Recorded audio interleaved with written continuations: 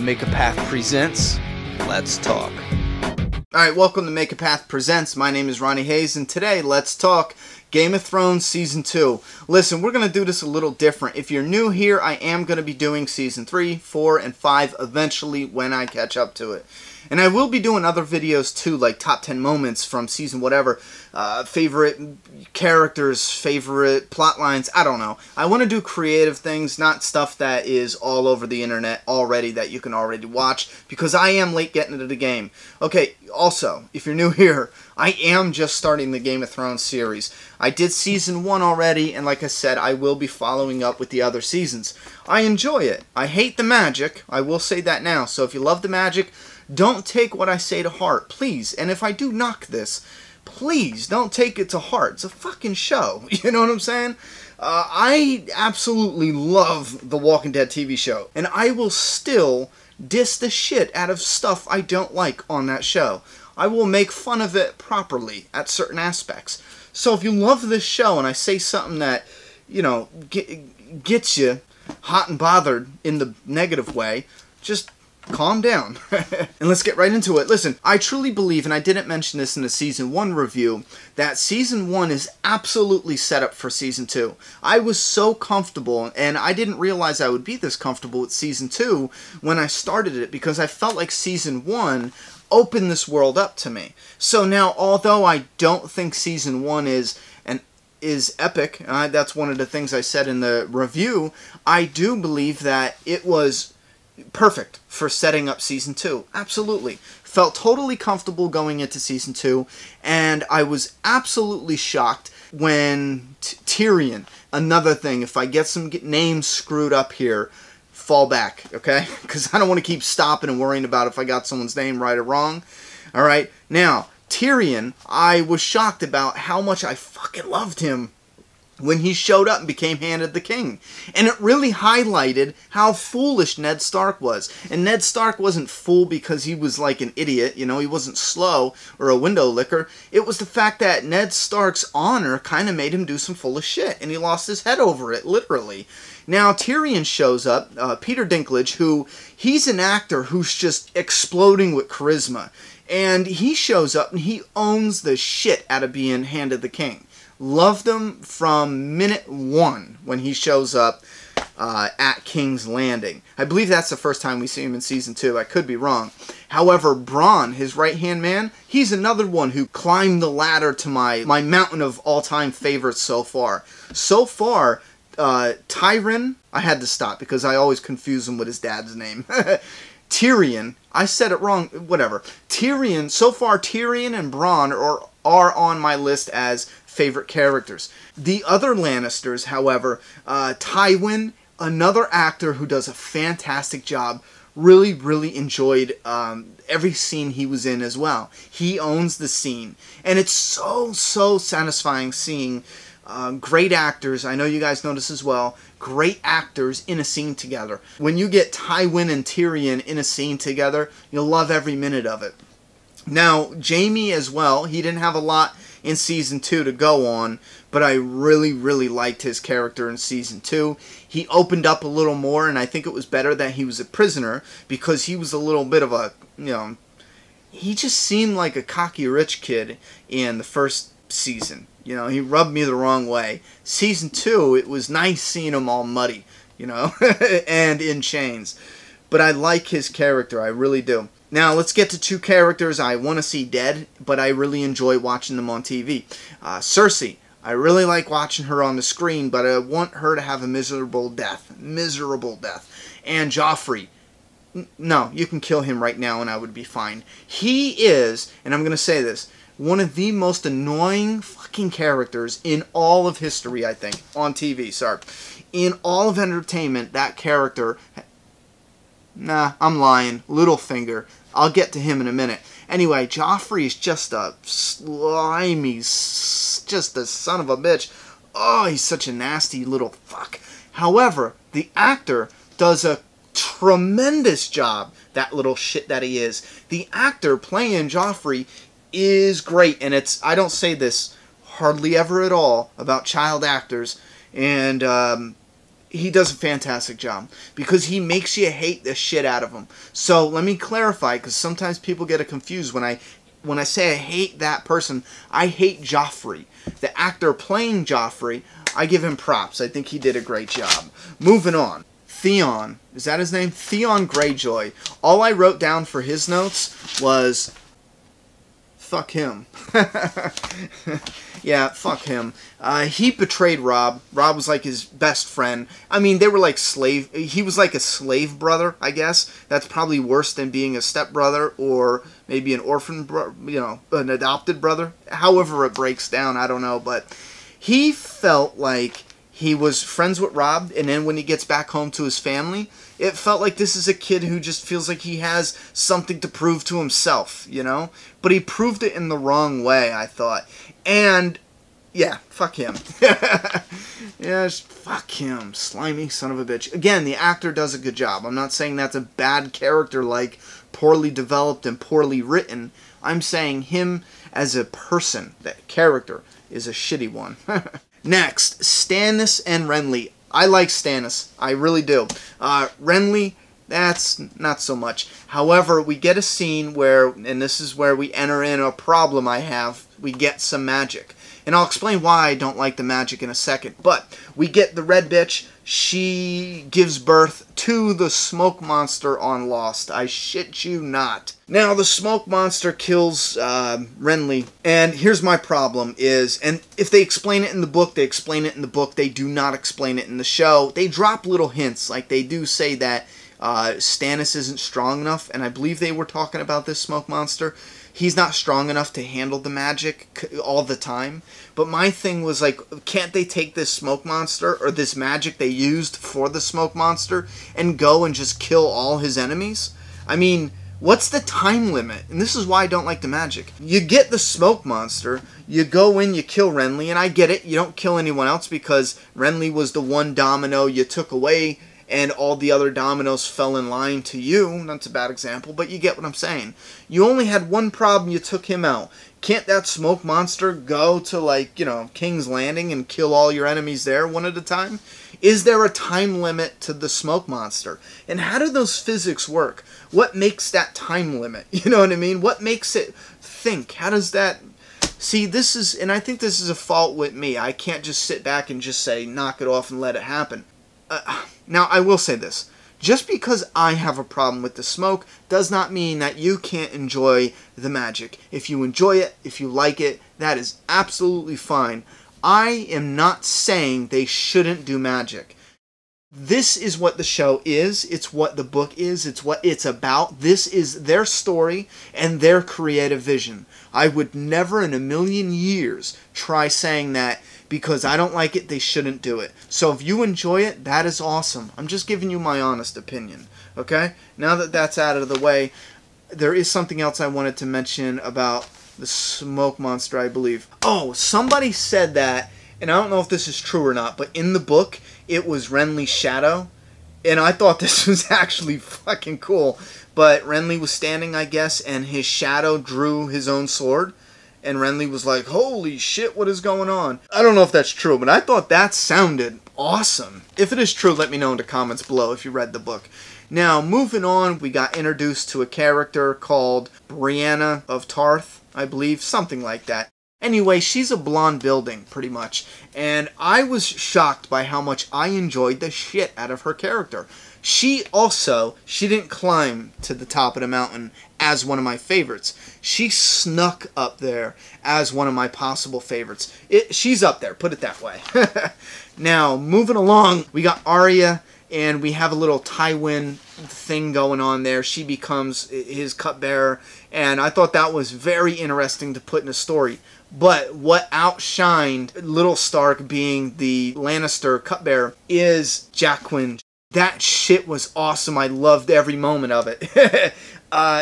She saves his life, and also 2 other guys. So he says you need to give the Red God or something like that 3 lives, and he's saying it like riddles. It's kind of like smooth talking. Like, I love everything about that character. But the best part was when she comes up to him and she's like, you gotta kill this guy, you gotta do it right now. And he's like, oh, but the girl can't say, I need to do it now. It happens whenever it happens. Something like that, you know, all cool and calm. She's like, no, he's going to leave. You got to do it now. And he just kind of rolls his eyes. It was one of the moments where I actually laughed out loud a little bit. I'm like, I like that. That was nice. And then you guys know what happens. I want to see more of him, and I'm a little upset. Somebody blurted out, and I don't want to know anything. No spoilers, please, but somebody blurted out that we don't see him again. And I know this person is caught up with at least the first episode of Season 5.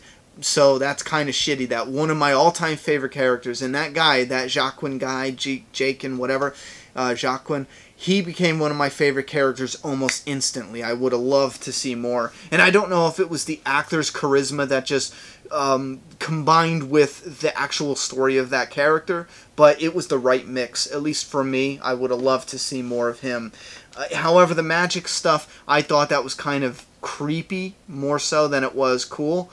I don't like them. I don't like how he changed faces. How is that even possible? I want to know how that happened. But anyway, I thought that was creepy as shit. If I was that girl, I would have been like, oh, fuck. I'd have been like, no thanks. Go wherever you're going. Where are you going? Bravio, Savio, whatever. Get out of here. That shit was creepy. Dragon glass. Love it. Love the idea. The black looking, it looks like some Native American shit. Love it. However, that leads to one of my biggest problems. The walkers, I guess the only thing that kills the white walkers is the dragon glass and fire. Here's one my main problem. Fire. That's fucking lame. And it's not stupid as in it's dumb that fire kills them. It's dumb because when they say fire kills them and the guy puts fire on the white walker, literally the clothes start catching on fire, like the whole clothes. Before it could even, touch the walker or burn through the clothes, instantly the walker died. And I hated that. I immediately was like, fuck, that was stupid.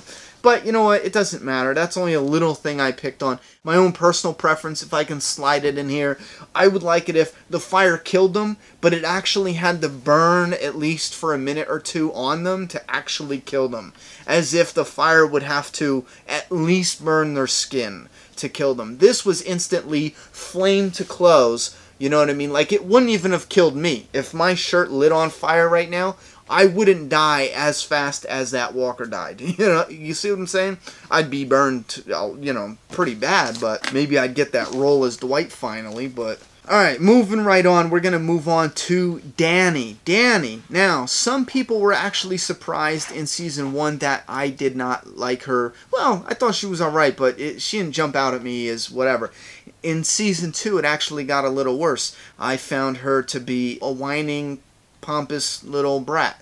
She came off as a whining little bitch, I'll be honest with you. For the most part, I heard her saying things like, what of my magic? When she screams at the other dude, her older gentleman who has the hots for her, she's screaming at him, what of my magic? Like, what about my magic? And I so wanted him to just say what I was thinking. Bitch, you walked out of fire. Like, that's impressive. But this guy this cancer patient multiplies himself and, cut everyone's throat. Like, other than not being able to be burned with fire, you didn't show us shit of any other magic. And I'm only saying this because that's what I was thinking. When she yelled, what about my magic? I was like, whoa, wait, bitch, what magic? You have magic?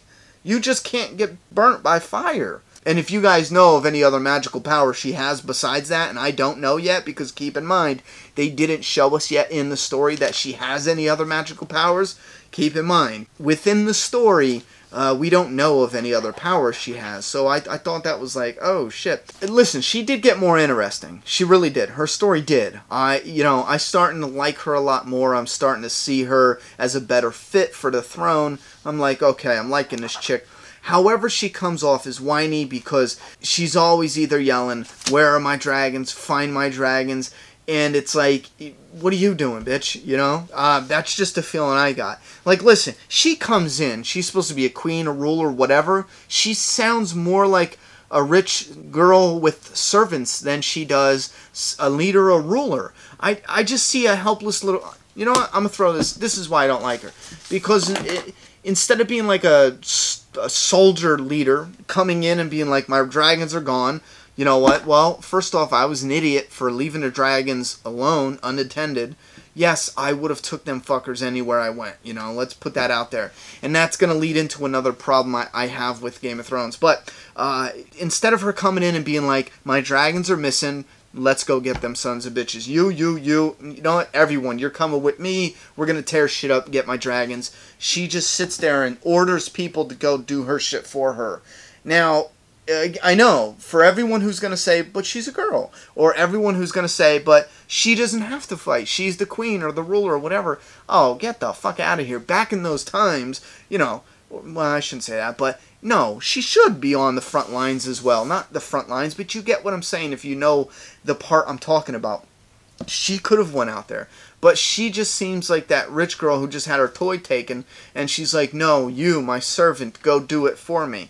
I was like, you know what, bitch, you go help them. Find the dragons, you know? I'm going to get into one of my big problems because it actually connects with this scene I'm talking about with Dany, or this storyline with Dany. One of my big problems with Game of Thrones that takes me out of the moment is the convenient way that they have characters do something stupid in order to advance the plot. Now listen, this happens because we have characters that do something stupid in a lot of TV shows, in a lot of movies, and it advances the plot.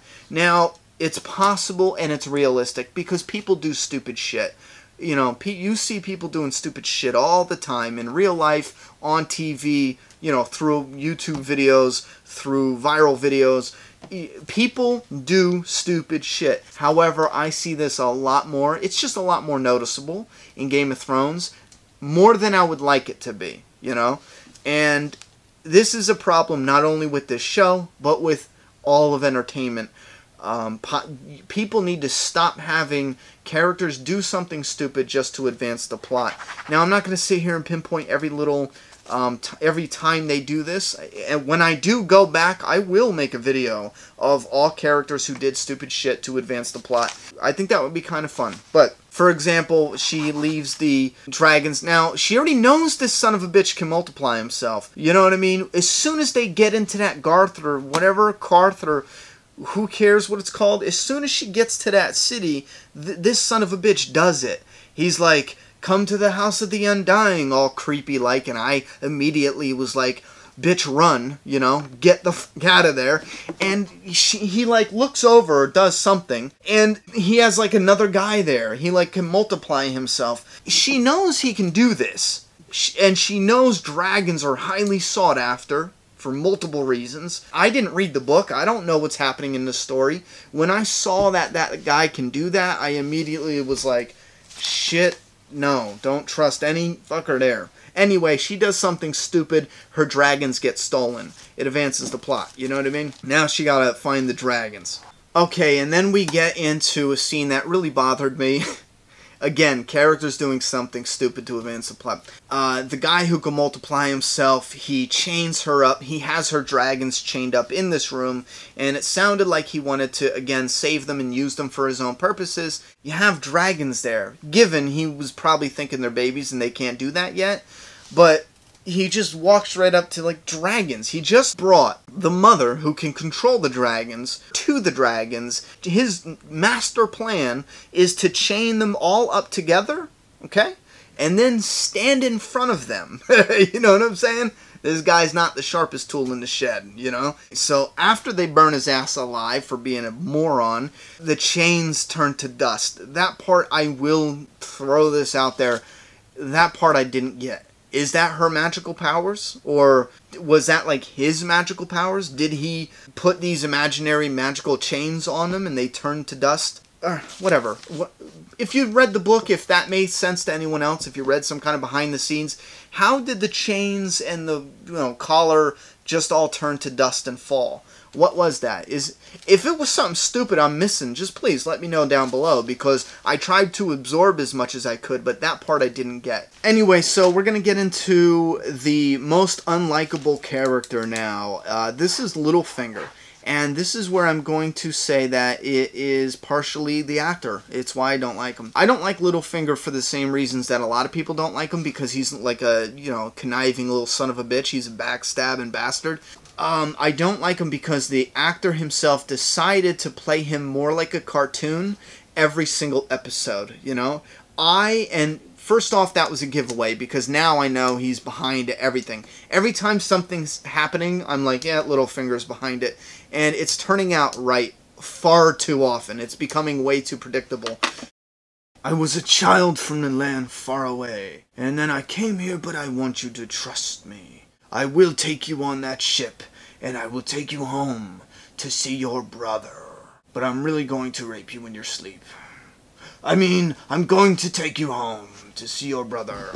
You know, I like the actor. I didn't mind him in Season 1, even though he rubbed me the wrong way from the start. And it was a character I didn't like, and I talked about this in the Season 1 review. It's the way the actor's portraying the character. It's not just the fact that it's a character that's meant to be disliked. It's a cartoon bad guy. But one thing I want to touch on before we do wrap this up, because this is long, yet again, I'm going to have to push this video back another day because of rendering and upload times. However, the Battle of Blackwater Bay, is that what it was called? I totally forget. The wildfire, the green fire, that shit was awesome. On the Blu-ray, that was just the epic as hell. Wait a minute. Watching it on the Blu-ray was just sweet. Oh, and I want to mention, too, Tyrion's speech. I love that. He was like, there's brave men knocking on the door. Let's go kill them. Tyrion's speech, the whole time being out there, from the start to the finish, was awesome. And I even missed it the first time that it was a man of the Knight's Guard, whatever it's called, who tried killing him. The first time, it just, I don't know how, I think I looked away or something, because when I rewatched it, it was clear as day. And, yeah, I absolutely love that. And then the ending with the White Walkers, that was a great setup for Season 3, because I immediately wanted to start Season 3. Now, here's the thing. Season 2 got epic with the Blackwater, okay? But Season 2 is where it got me really interested in the series. Season 1, I knew I would be interested in Season 2 eventually. But then you guys put me on to this Game of Thrones on Amazon, and it was on sale for $20. This is an awesome set here. Game of Thrones got this nice little slip cover. Got a ton of special features, but you pop this bad boy open. It's got the throne chair on the back here. I believe you have some of the symbols from the families here. The DVD and digital copy. You got this awesome case here. It's got all the people in it, from Dany, Jaime, Jon Snow, Tyrion, and Robb Stark, and Cersei. Is that her name? If you have any other questions of what I thought about Season 2, go ahead and leave that in the comments below. Game of Thrones, awesome. Season 1 opens the world up to you. Season 2 sucks you in, makes you very interested for Season 3. And I got one more thing to show you guys. So, Season 3's video will be coming. If you don't mind, next week I'll upload another 20 to 30 minute video on the season. I can do that, just sitting here talking, not putting a lot of images in. It will take a while, but I can do that.